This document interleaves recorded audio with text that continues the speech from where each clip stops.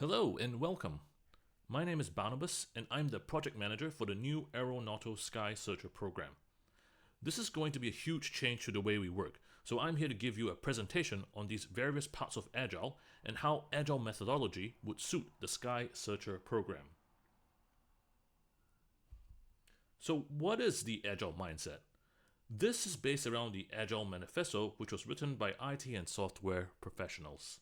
It values individuals and interactions over processes and tools, working software over comprehensive documentation, customer collaboration over contract negotiation, and responding to change over following a plan. In comparison to waterfall methodology, which is used in many stable, predictable projects, Agile is used in projects that are urgent, novel, and complex, like the Sky Searcher project. On this slide, I've highlighted the project traits of Agile and mapped them to the Sky Searcher program on the right. We need to create something now, and it's a new process, and there's plenty of complex moving parts. But we also want to emphasize getting value early by delivering a software prototype, as well as collaboration and flexibility in the planning. Now that we understand what the Agile mindset is, let's move on to what project planning looks like under Agile. Every Agile project starts with an inception or planning phase where outcomes and deliverables are defined. An outcome is the overall goal or value that we're delivering, and a deliverable is simply the actual specific parts we're delivering that contribute towards the outcome. Now that we know what we're delivering, here are two methods and tools to help us in planning and delivering items. We have epics, features, and user stories, and personas. Epics, features, and user stories are ways of categorizing and organizing the work of a project. It's really just a customer-centric way to show what work needs to be done and how it delivers value to our customers.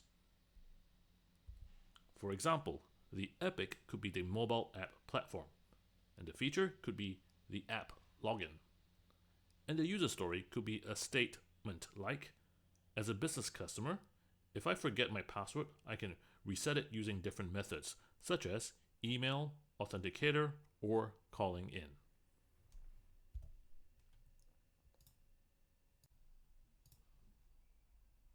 Another tool that is often used in Agile projects are user personas, fictitious users representing the typical users of software or a service. For example, we can imagine a business professional who is tech savvy and wants to use a mobile, or a business owner who values staff discounts but prefers text messaging and likes to work in the airport business lounge.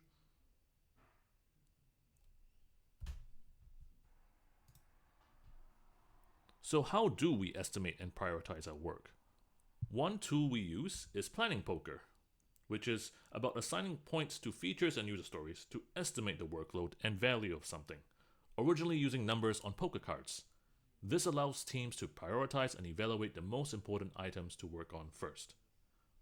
For example, we might find that creating a user login and authentication is 4 effort points and has a value of 10, while being able to change your flight might take twice as long at 8 effort points, but be slightly less valuable.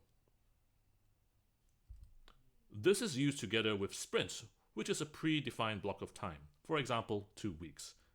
During a sprint, the point workload is set based on an estimate, e.g. 15 points of work per sprint. Together, planning poker and sprints help us manage the workload and prioritize the right things.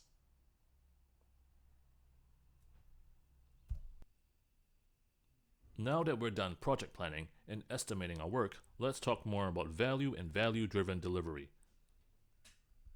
Part of Agile is about considering what we value, why we value it, how can we measure its value, and how can we deliver the most valuable things first. We know from the project brief on Sky Searcher that we want customer growth and satisfaction, convenience, and data security. But when ranking it, we might say that growth and security are first equal, with satisfaction being second and convenience being third. This helps us prioritize things and decides where our focus should be. And as previously seen, features and user stories can and should be assigned values during planning.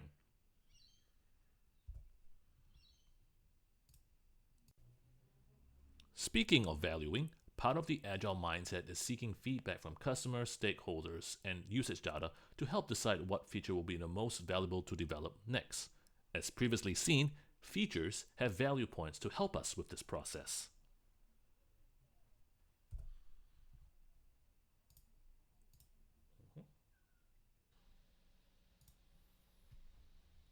And naturally, you might be asking, how might we measure this? Which brings us nicely to our section on measuring and reporting. We measure in Agile by stating explicitly what we're measuring, creating a metric, and then determining how to best capture the information.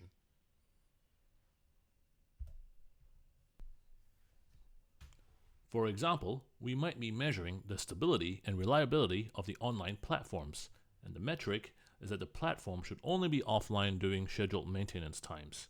And the way we capture this is by using server and network tools.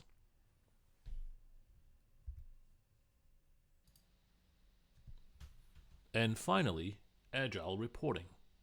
Agile reporting is a snapshot of where we currently are, which will often include velocity, the average effort points per sprint, cumulative points or work in total that we finished, a summary of what's done, priorities, what's left to do in the backlog, and finally, risks.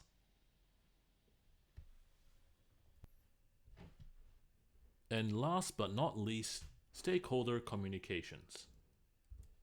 Agile is about collaboration and communication, so it's important to develop a plan to communicate to the right stakeholders at the right times. For example, you need to know who are they, when and which phase of the project should they be involved in, why should they be involved in the project, and how often. For example, customer services will need to be involved straight away, as they will be involved in the project implementation and the day-to-day running of the project.